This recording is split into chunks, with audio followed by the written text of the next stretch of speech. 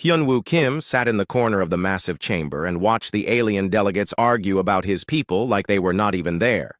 The Galactic Council meeting hall stretched out before him like a metal ocean filled with creatures from 1,000 different worlds. Some had tentacles instead of arms, and others breathed methane through tubes connected to their faces. The humans had been members of this council for 30 years, but they still sat in the worst seats at the back corner where the lights barely worked. The Vraxian delegate stood up on his 6 legs and clicked his mandibles together. His voice came out like grinding metal when he spoke through the universal translator. "The human expansion must stop," he said while pointing one of his clawed appendages toward the human section. "They take resources from planets without asking permission, from the local ecosystems. They build cities that block the natural flow of planetary energy. They are too aggressive and too primitive for civilized space." Hyunwoo felt his jaw clench, but he kept his face calm. Around him, the other human delegates shifted in their seats. Ambassador Soo-min Park whispered something under her breath that the translator did not pick up. Behind them sat Captain Jun-Ho Lee, who had fought in 3 border wars to protect human colonies from raiders. None of them looked happy about being called primitive by a species that still practiced ritual cannibalism on their homeworld. Chancellor Vorth of the Hegemony floated above the center platform in his environmental suit. The Hegemony controlled 40% of known space, and their word carried more weight than any other species.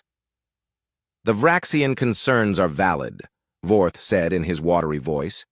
"Humanity shows patterns of behavior that concern the elder species. They expand too quickly and adapt too easily to new environments. This makes other species uncomfortable." Hyunwoo wanted to laugh, but he kept quiet. The real problem was not that humans expanded too quickly. The real problem was that humans did not ask permission before they did things. They did not spend 50 years in committee meetings before building a new city.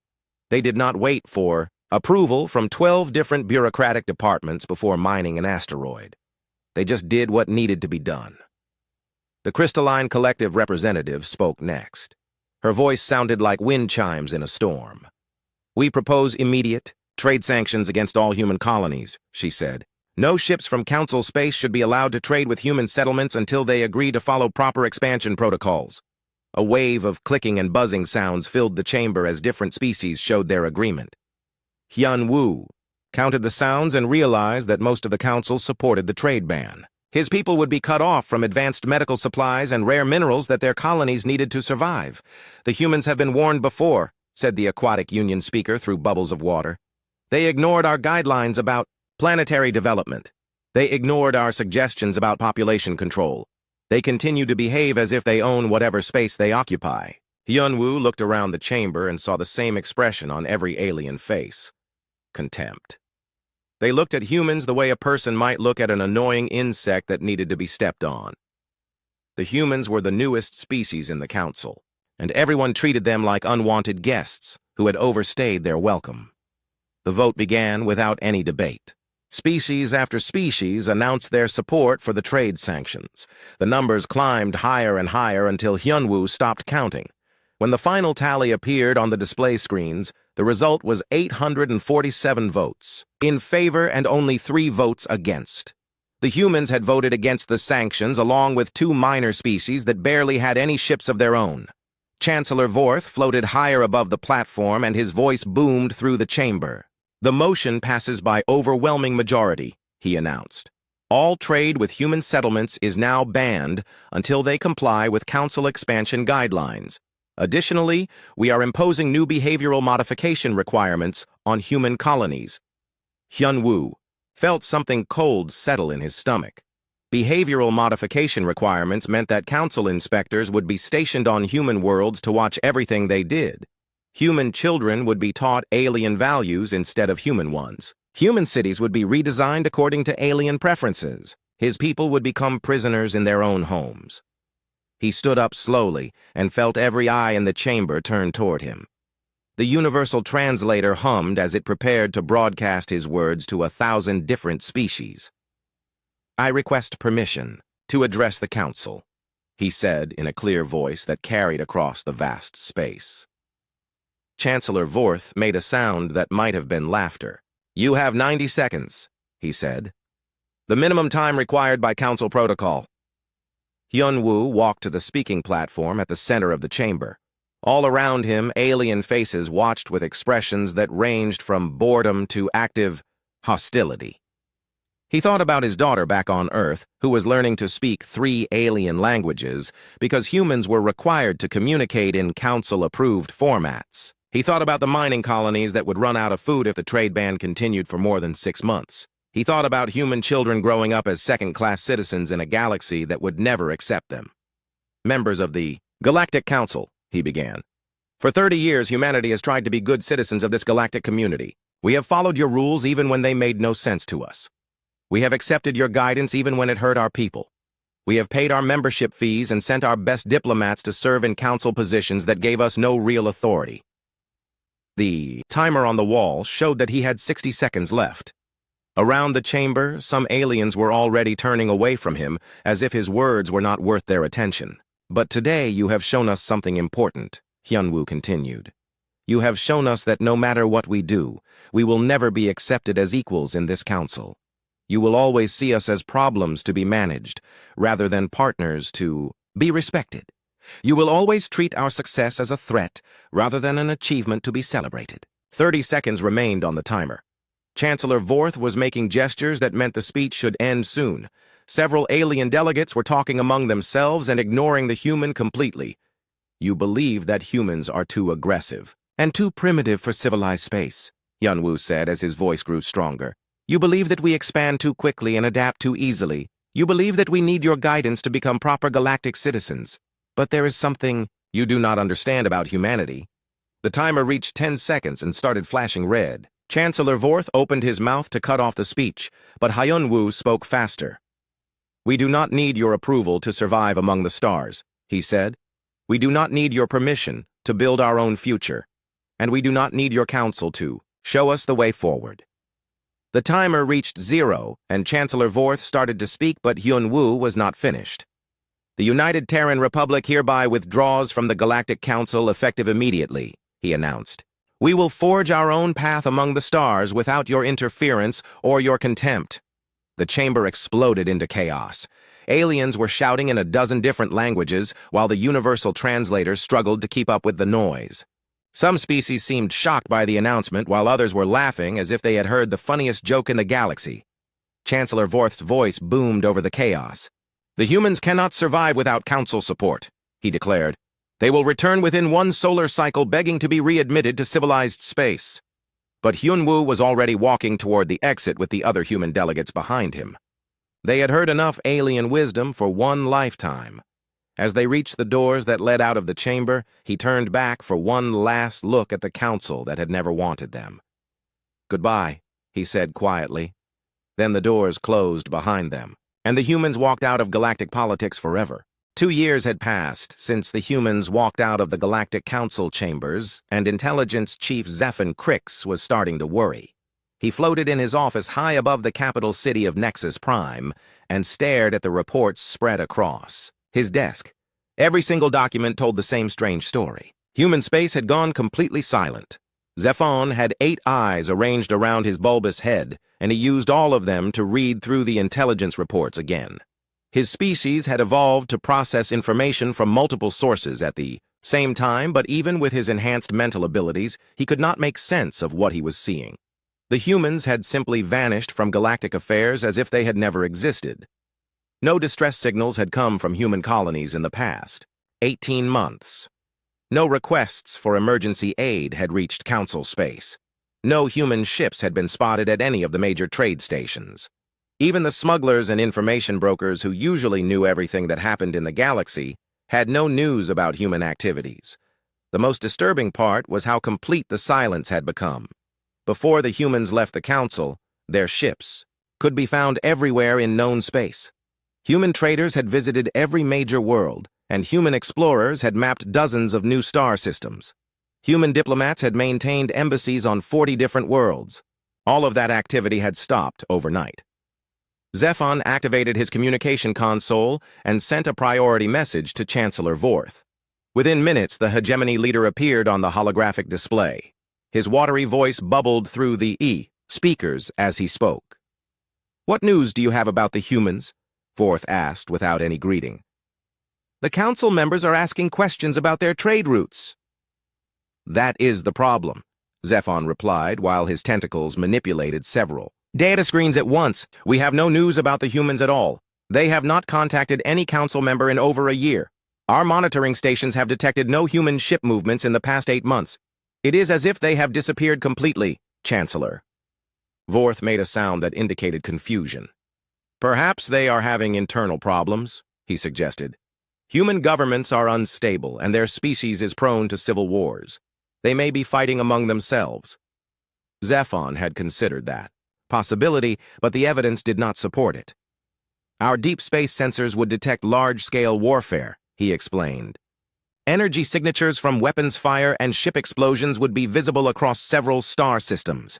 We have detected nothing of that nature. Then where are they? Vorth demanded. 800 million humans do not simply vanish into space. That was exactly what worried Zephon the most. His species had been gathering intelligence for over 3,000 years, and they had never seen anything like this before. When a civilization faced internal collapse, there were always signs. Refugee ships fleeing conflict zones, distress signals from planets under attack, communication traffic between military units. The humans had shown none of these indicators. I recommend that we send an investigation team to human space, Zephon said. We need to know what has happened to them. Chancellor Vorth agreed, and within a week, the exploration vessel Infinite Reach was prepared for departure. The ship was commanded by Captain Dalsu Park, who had been born on the human world of New Sol, but had chosen to remain loyal to the Council when his people withdrew. His mixed crew included representatives from 12 different species and the best scientific equipment that Council technology could provide. Dalsu stood on the bridge of his ship and looked out at the stars. Ahead, he had not seen his homeworld in 5 years, and he was not sure what he would find there. Part of him hoped that his people had built something amazing in their isolation. Part of him feared that they had destroyed themselves through their own stubbornness. The journey to New Sol took 3 weeks through hyperspace. When the Infinite Reach dropped back into normal space, Dalsu expected to see the familiar sight of orbital stations and shipping traffic around his homeworld. Instead, he found empty space, where a thriving colony should have been. Sensors show no artificial structures in this system, reported Science Officer Keth, who belonged to a species that communicated through color changes in their skin. No orbital platforms, no space stations, no ships of any design. Dalsu felt something cold move through his chest. New Sol had been home to 12 million humans and supported 3 major industrial complexes. The orbital shipyards alone employed 500,000 workers. All of that could not have simply disappeared. Scan for debris fields, he ordered. Look for signs of weapons fire or structural damage. The sensor operators worked for several hours, but found nothing that indicated a battle had taken place. There were no destroyed ships floating in space and no radiation signatures that would suggest nuclear weapons had been used. The system was simply empty of all human presence. Captain, called the communications officer, I am detecting massive fusion signatures throughout the system. The energy patterns suggest coordinated departures by large spacecraft. Dalsu studied the data on his command screen and felt his understanding of the situation change completely. The fusion signatures were not random. They formed patterns that indicated careful planning and precise timing. Every human settlement and every orbital facility had been evacuated at exactly the same time. How many ships would be needed to move 12 million people? He asked his tactical officer. Assuming standard transport capacity approximately 2,000 vessels of cruiser class or larger, came the reply. The coordination required would be extraordinary. Dalsu ordered his ship to visit 6 more human systems and found the same pattern everywhere. Complete evacuation with no signs of conflict or disaster. Every human colony had been abandoned, in perfect order with nothing left behind except empty buildings and deactivated machinery. The crew of the Infinite Reach began to understand that they were looking at something unprecedented in galactic history. An entire species had coordinated the simultaneous evacuation of 200 worlds without leaving any trace of where they had gone. The logistics involved were staggering. Sir, said the navigation officer after analyzing the fusion trails, the departure vectors all point toward the galactic rim. Every ship seems to have headed for the same general region of space. Dalsu knew that region well. It was the area beyond the spiral arms where stars were sparse and planets were rare. Most species avoided that region because there was nothing valuable to be found there. It was also beyond the range of Council monitoring systems. "Prepare a message probe for immediate dispatch to Council headquarters," Dalsu ordered. "Priority Alpha classification." As the probe launched toward Nexus Prime, Dalsu realized that everything the Council believed about humans had been wrong. They had assumed that humans were too individualistic and too disorganized to act with unity. They had believed that human governments were too weak to coordinate complex operations. They had thought that humans needed Council guidance to survive in space. The evidence before him suggested that humans were capable of planning and executing operations on a scale that no other species had ever attempted. 800 million people had vanished from known space in what appeared to be a single coordinated movement. The precision and secrecy involved indicated levels of organization that the Council had never suspected. "What kind of ships could move that many people?" asked Science Officer Keth, as his skin displayed patterns of confusion and concern. Dalsu had been wondering the same thing. The fusion signatures suggested vessels much larger than anything in the human fleet when they left the Council. Either the humans had been building ships in secret for years, or they had developed new technology that allowed for rapid construction of massive vessels. Both possibilities were disturbing. If humans had been planning their departure for years, then their withdrawal from the Council had not been an emotional decision made in anger.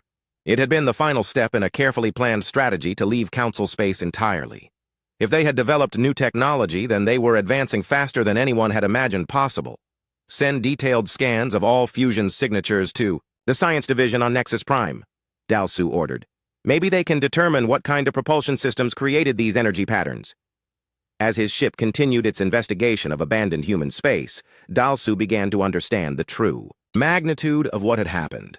The humans had not just left the Council.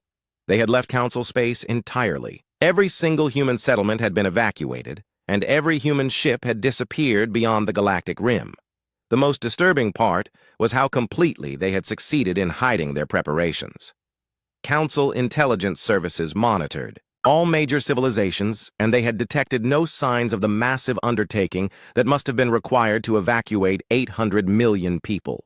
The humans had planned and executed the largest migration in galactic history without anyone noticing. When the Infinite Reach finally returned to Nexus Prime with its report, the Council faced a situation that none of them had anticipated. The humans were gone, and no one knew where they had gone or what they were doing in the empty space beyond the galaxy. For the first time in 3,000 years, the Council had completely lost track of an entire civilization.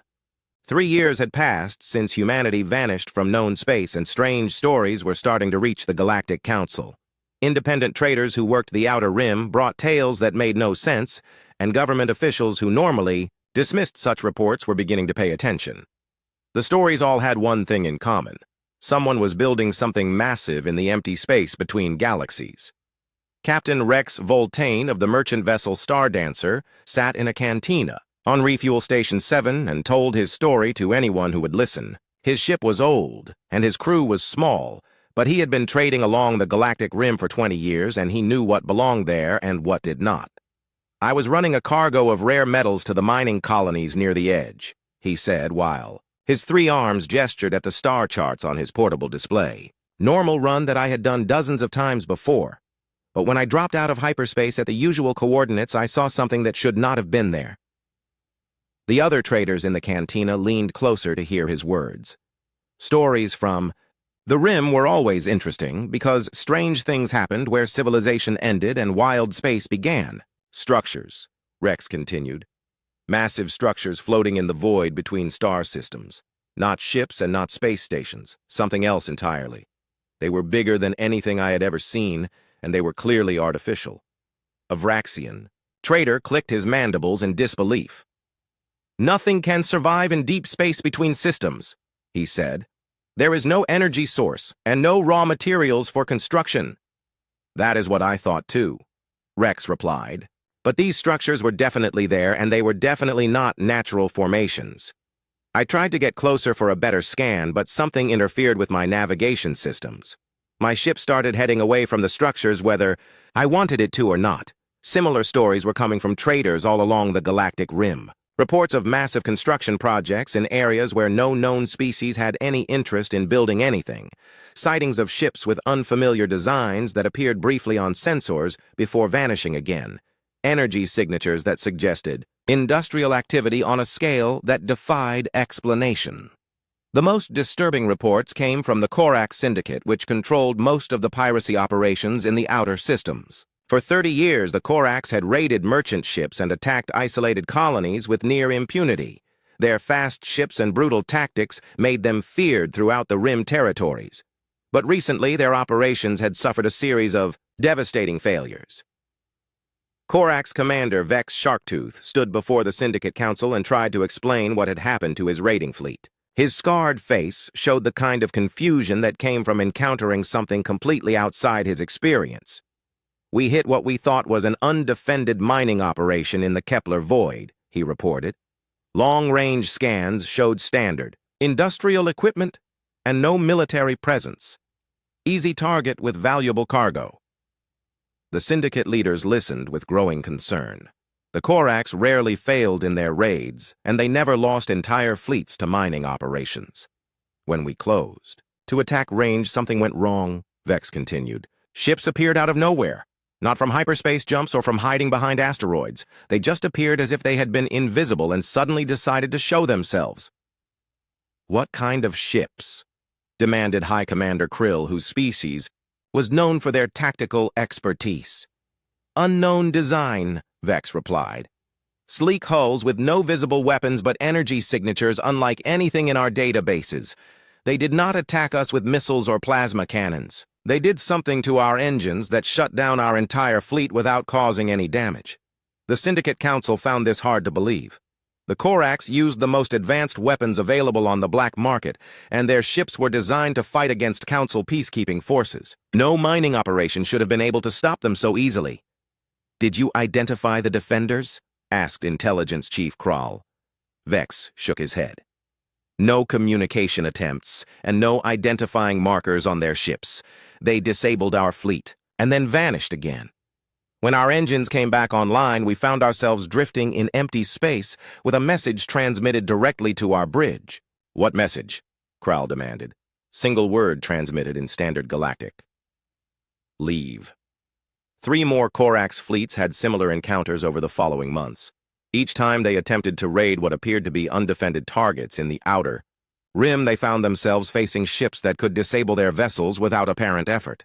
The mysterious defenders never destroyed Corax ships or harmed their crews. They simply sent them away with the same one-word message.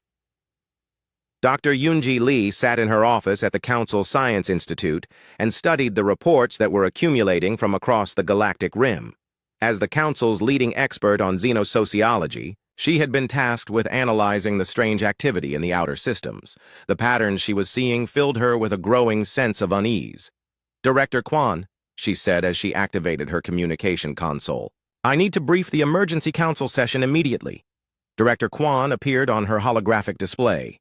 His insectoid features showed the kind of concern that came from reading too many disturbing reports. "What have you found?" he asked. "The activity along the galactic rim shows clear signs of coordinated expansion by a technologically advanced civilization," Yunji replied. "The construction projects are too large and too well organized to be the work of independent colonies or criminal organizations." "Which species?" Quan asked. "The hegemony has no interests in that region, and the other major powers are accounted for." Yunji had been hoping to avoid this conclusion, but the evidence was overwhelming. "Based on the timeline and the technological indicators, I believe we are seeing human activity," she said. "The expansion patterns match historical human behavior, and the advanced technology suggests rapid development in isolation." Director Quan made a sound that indicated surprise and concern. "The humans have been gone for 3 years," he said. "How could they have built anything significant in that time?" "That is what worries me," Yunji replied. "Human development patterns suggest exponential growth when they are not constrained by external regulations. If they have been building freely for 3 years, they could have achieved technological advancement that exceeds our projections." The emergency council session convened within hours, and representatives from 40 major species gathered to hear Dr. Lee's analysis. She stood before the assembled delegates and delivered a presentation that challenged everything they believed about human capabilities. The evidence suggests that humanity did not simply leave council space, she began. They appear to have been preparing for large-scale expansion into previously unexplored regions. The coordination required for their evacuation indicates planning that began years before their official withdrawal. Chancellor Vorth floated above the center platform, and his watery voice carried a tone of dismissal. "The humans lack the technology for major construction projects in deep space," he said. "They also lack the unity necessary for coordinated expansion efforts." "Respectfully, Chancellor, that assessment appears to be incorrect," Yunji replied. "Human social patterns show remarkable unity when they face external threats. Our treatment of them in the Council may have created exactly the kind of external pressure that causes humans to work together." The delegates began to understand the implications of what she was saying. The Council had assumed that humans would fragment and fail without their guidance. Instead, the pressure of isolation appeared to have made them stronger and more unified than ever before. "What kind of threat do they represent?" asked the crystalline collective representative. Yunji had been dreading this question because she was not sure how to answer it. Historical analysis suggests that humans become very protective of what they build, she said. If they have established significant infrastructure in the outer rim, they will defend it aggressively against any perceived threats. As if summoned by her words, a priority communication signal reached the council chambers. The main display screen activated and showed a transmission from the Galactic Edge. A human woman in a military uniform appeared on the screen, and her voice carried the authority of someone accustomed to command. "Galactic Council. This is Admiral So-Young Choi of the Terran Defense Force," she said. "This message is being transmitted to inform you that the regions beyond the Galactic Rim are now under Terran protection. Any ships entering this area without authorization will be turned away." The chamber erupted in confused voices as delegates tried to process what they were hearing. A human military force was claiming territory that the Council had never considered, valuable enough to explore. "You taught us that we stand alone in this galaxy," Admiral Choi continued. "We learned that lesson well. What we build in the darkness between stars is no longer your concern. This is our only warning." The transmission ended, and the council chamber fell silent. For the first time in their history, they were facing a situation that none of them had anticipated. The humans had not just survived their exile from civilized space. They had used their time in isolation to build something that they were prepared to defend with military force. 5 years after humanity had vanished from known space, the galaxy faced a crisis that threatened to destroy everything. The enemy came from beyond the Galactic Edge in ships that looked like they had been grown instead of built. They called themselves the Devourers, and they consumed entire star systems to fuel their advance toward the galactic core. The first attacks came without warning. Long-range sensors detected massive objects moving through hyperspace at impossible speeds. When the objects dropped into normal space near the rim worlds, they revealed themselves to be ships the size of moons covered in writhing organic matter that pulsed with its own internal light. The planet Coraxis Prime was home to 4 billion Vraxians and protected by one of the strongest defense fleets in the outer systems. The Devourer ships ignored the planetary shields and the weapon systems that fired desperately at their hulls. Instead of attacking the defenders, they began to do something far worse. The enemy ships extended tendrils of organic matter toward the planet's surface, and these tendrils passed through the shields as if they were not there. Where the tendrils touched the ground, the very atoms of rock and metal began to change. Mountains dissolved into streams of liquid that flowed upward toward the alien ships. Cities crumbled as their foundations transformed into something that resembled living tissue. Within 6 hours, Coraxis Prime had been completely consumed. The planet that had existed for 4 billion years was gone, and in its place floated organic ships that were larger and more powerful than before. The Vraxian defense fleet found their weapons completely ineffective against technology that adapted to every attack and absorbed energy to make itself stronger. Similar attacks occurred across 17 different systems over the following weeks. The Devourers showed no interest in communication or negotiation. They simply arrived at populated worlds and began the process of converting matter into more ships for their fleet. Every planet they consumed made them stronger, while the Council forces became weaker with each defeat. Emergency meetings were held on Nexus Prime as representatives from across the galaxy tried to understand what they were facing. The Devourer. Technology operated on principles that none of the Council species had ever encountered. Their ships could adapt to any weapon system in real time, and their organic hulls seemed to repair damage faster than it could be inflicted. "We need to evacuate the Rim territories," declared Chancellor Vorth during one of the crisis sessions. "Pull back all civilian populations and establish defensive lines around the core systems. Evacuation will take months, and we do not have—" "Months," replied General Keith, whose skin was showing the dark patterns that indicated extreme stress. "The enemy advances faster than our ships can retreat." Intelligence Chief Zephon floated above his data displays and tried to make sense of the tactical information that was coming in from the battle zones. His 8 eyes moved independently as he processed multiple data streams, but even his enhanced mental capabilities could not find a solution to the problem they faced. "The Devourer ships number in the thousands, and that number increases with every world they consume," he reported. "Our combined fleets have less than 200 ships capable of engaging targets of that size, and our weapons have proven completely ineffective." The Council had ruled the galaxy for 3,000 years through superior technology and coordinated military action. For the first time in their history, they were facing an enemy that was stronger than they were and immune to their most advanced weapons. The realization that they might actually lose this war was something that none of them had prepared for. Premier Thane of the Hegemony activated his private communication system and sent a message that he had hoped never to send. The transmission was directed toward the Galactic Rim, where long-range sensors had detected the massive structures that the humans had built in the void. If humanity still existed, they were the only potential allies who might have technology advanced enough to fight the Devourers. "This is Premier Thane of the Galactic Council requesting immediate contact with Terran leadership," he transmitted. "The galaxy faces an extinction-level threat, and we need your assistance." For 3 days there was no response, and Council forces continued to fall back before the advancing Devourer fleet. 12 more systems were consumed, and the enemy showed no signs of slowing their advance. Military analysts predicted that the Devourers would reach the core worlds within 2 months if their current rate of expansion continued. Then space itself seemed to change. The first sign was detected by deep space monitoring stations that tracked hyperspace traffic throughout the galaxy. Massive gravitational distortions were appearing near the battle zones, but they did not match the signatures of any known propulsion system. The distortions were too large and too regular to be natural phenomena. Captain Dalsu Park was commanding a Council reconnaissance mission near the outer spiral when his sensors detected something that made no sense. Structures the size of small moons were emerging from what appeared to be empty space. They had not traveled through hyperspace, and they had not been hidden behind any natural objects. They simply appeared as if they had been invisible and had chosen to reveal themselves. "Scan those objects immediately," Dalsu ordered his sensor operator. "I want to know what we are looking at." The structures were unlike anything in the Council databases.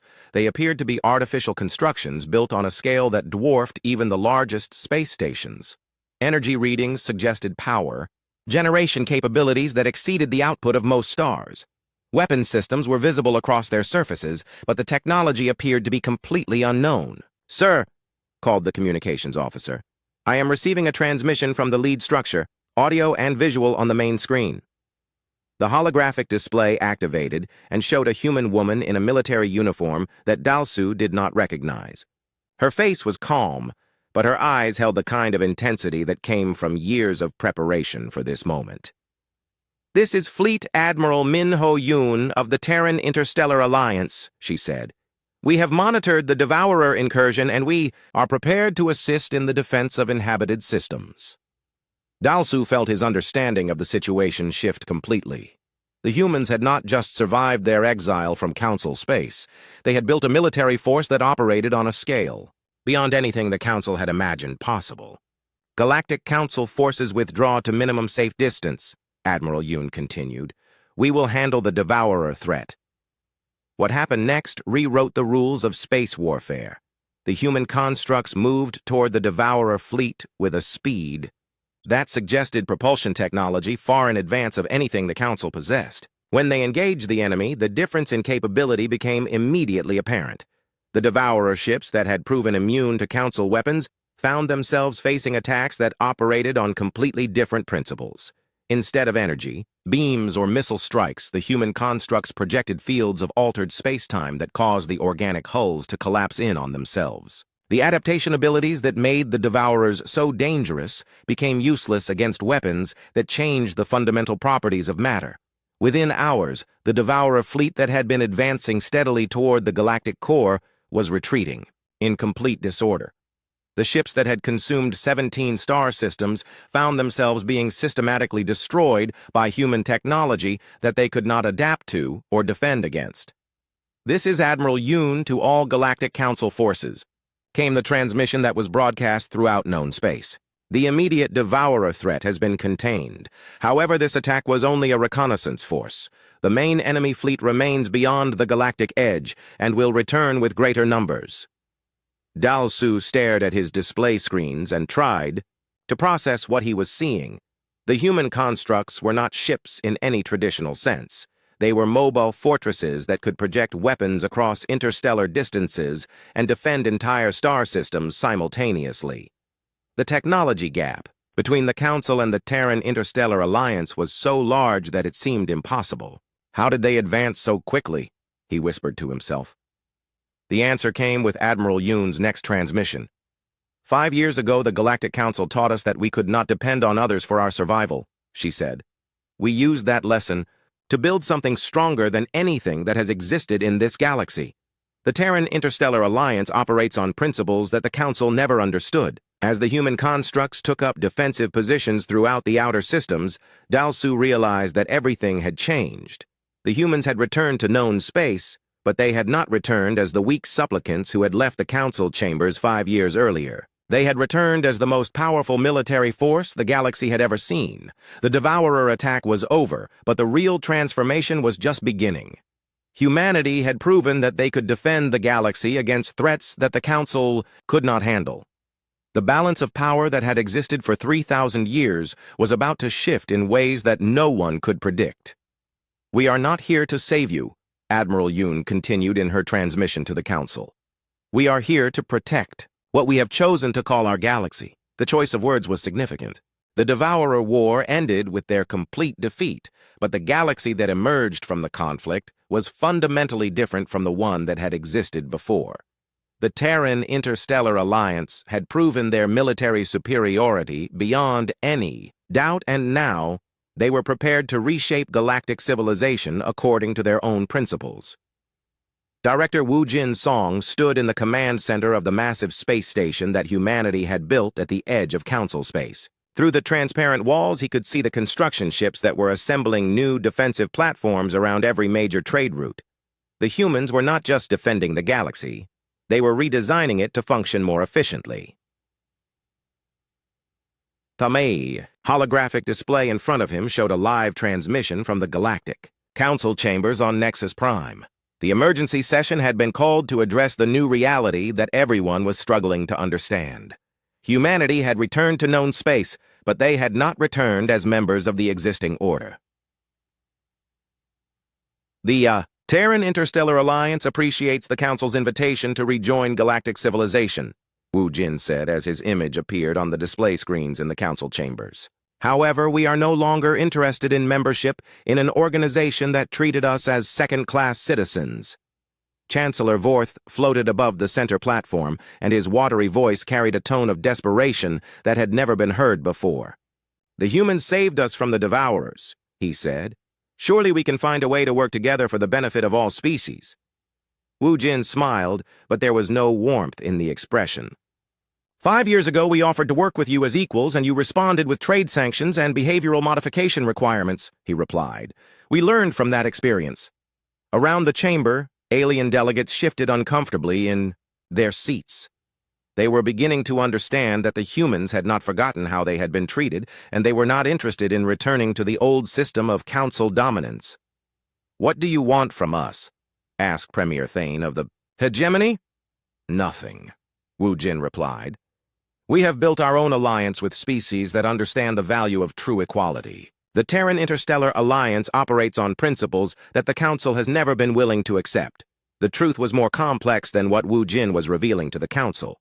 During their 5 years in exile, humanity had encountered 17 different species in the void between galaxies. Most of these species had been refugees from various galactic conflicts who had fled to the empty regions to escape persecution or conquest. The humans had offered these species something that they had never experienced before: true partnership based on mutual respect and shared goals rather than domination by the strongest members. The Terran Interstellar Alliance had grown from a single species to a confederation of 18 different civilizations, all working together for common benefit. We offer the Galactic Council a choice, Wu Jin continued. Individual species may apply for membership in the Terran Interstellar Alliance if they are willing to accept our principles of equality and merit-based advancement. Those who prefer the traditional council system are free to maintain their current arrangements. The offer was revolutionary because it challenged the fundamental structure of galactic politics. For 3,000 years, the Council had been the only option for species that wanted to participate in interstellar civilization. Now humanity was offering an alternative that many species found more attractive than the bureaucratic hierarchy they had known. Over the following months, 60% of Council member species submitted applications to join the Terran Interstellar Alliance. They were attracted by human promises of technological advancement, economic opportunity, and political representation based on contribution rather than ancient privilege. The species that remained loyal to the Council found themselves increasingly isolated as trade routes shifted toward Alliance territory and scientific advancement accelerated in the regions under human protection. The old system of slow decision-making and committee-based governance could not compete with the efficiency of human organizational methods. Dr. Yunji Li was among the first Council officials to request transfer to Alliance territory. She had studied human civilization for years, and she understood that they offered something fundamentally different from what the galaxy had known before. "Why are you leaving?" asked Director Quan as she prepared to depart from the Council Science Institute. "Because the humans understand something that we never did," she replied. "They know that diversity of thought and rapid adaptation are more valuable than ancient traditions and established hierarchies." Similar conversations were taking place throughout Council space as scientists, engineers, and military officers chose to join the Alliance rather than remain with the increasingly irrelevant Council institutions. The brain drain accelerated as word spread about the opportunities available in human space. Captain Dalsu Park made his own decision after months of careful consideration. He had served the Council loyally for 20 years, but he could see that the future belonged to the Alliance. When he submitted his resignation and requested asylum in Alliance territory, he was welcomed back by the people he had once left behind. "We do not hold grudges against those who made different choices," Admiral Min Ho-yun told him during his orientation briefing. "The Alliance needs experienced officers who understand both human and alien perspectives. The integration of new species into the Alliance happened faster than anyone had expected. Human administrators had learned from their own experience as outsiders in the Council, and they made sure that new members were treated as equals from the moment they joined. Merit-based promotion and genuine representation in decision-making attracted the best minds from across the galaxy. The technological advancement that resulted from this collaboration exceeded even human projections. When 17 different species shared their knowledge freely without bureaucratic restrictions, the rate of innovation increased exponentially. Breakthroughs in physics, engineering, and medicine occurred on a monthly basis as hybrid research teams combined different approaches to solve complex problems. The Council territories began to lag behind Alliance space in every measurable category. Economic growth, technological development, military capability, and quality of life all favored the regions under human leadership. The contrast became so stark that it was impossible to ignore. Ambassador Hyun-woo Kim stood once again in a chamber filled with alien delegates, but this time he was addressing the leadership of the Terran Interstellar Alliance rather than the Galactic Council. The massive station where they met could house representatives from 50 different species, and the discussions that took place there shaped policy for half the galaxy. The Council has requested a formal treaty establishing boundaries between our territories, he reported to the Alliance leadership. They are willing to recognize our sovereignty in exchange for guarantees that we will not actively recruit their remaining members. What do you recommend? Asked Director Song. Hyun-woo had given this question considerable thought. I recommend that we agree to their request, he said. We have no interest in conquering anyone. Our goal has always been to build something better than what existed before. The treaty was signed 6 months later, and it formally divided the galaxy into 2 distinct regions. The Alliance controlled the outer spiral arms and the regions beyond the galactic rim where most of the new construction was taking place. The Council retained control of the inner systems where their traditional approach to governance continued to function for those species that preferred it. The division was not permanent because individual species could still choose to switch allegiances if they wished. Over time, more Council members applied for Alliance membership, while very few Alliance members showed any interest in returning to the Council system. 10 years after humanity had walked out of the Council chambers, the transformation of galactic civilization was complete. The Alliance had expanded into 3 neighboring galaxies and was making contact with civilizations that had never heard of the Galactic Council. Human exploration ships were mapping new regions of space while human scientists were developing technologies that seemed like magic to older species. The Council still existed, but it had become a minor regional government with limited influence, beyond its core territories. The bureaucratic methods that had once controlled the galaxy were no longer relevant in an age of rapid change and constant innovation. We proved something important, Admiral Yoon said during a ceremony commemorating the 15th anniversary of humanity's departure from the Council. We proved that the greatest limitation on any civilization is not external enemies or resource scarcity. The greatest limitation is accepting that things must always be done the way they have always been done. The galaxy was vast enough for both visions of civilization to coexist. The Council territories provided stability and tradition for species that valued those things. The Alliance territories provided opportunity and advancement for species that wanted to grow beyond their current limitations. But only one of these visions was expanding into the larger universe. Only one was attracting new members and developing new capabilities.